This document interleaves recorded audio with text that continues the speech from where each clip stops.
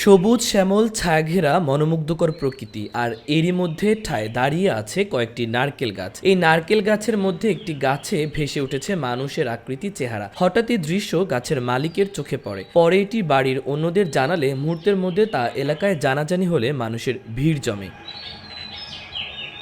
ঘটনাটি গাজীপুরের কাপাসিয়া উপজেলার টোক ইউনিয়নের চেওরাইত গ্রামের কৃষক মোজাম্মেল হক ফরিদের বাড়িতে। অনেকেই বিষয়টি অলৌকিক বলে প্রচার করেছেন, কেউ আবার এটিকে স্বাভাবিক প্রকৃতির খেয়ালিপনাও মনে করছেন।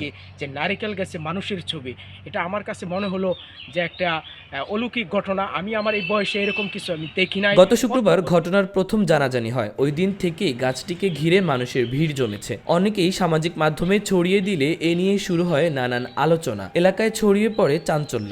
তাকানোর পরে দেখতে পারি হঠাৎ করে মানুষের আকৃতি। এটা আল্লাহরই একটা কুদরতি লীলা খেলা। আমি নিজেও কল্পনা করতে পারিনি। জানালার পাশ থেকে একটা ছবি তুলছি। ছবিটা তোলার পরে দেখলাম না, একদম সম্পূর্ণ এই যে একদম হুবাহুব, যেটা একদম মানুষের আকৃতি সম্পূর্ণ।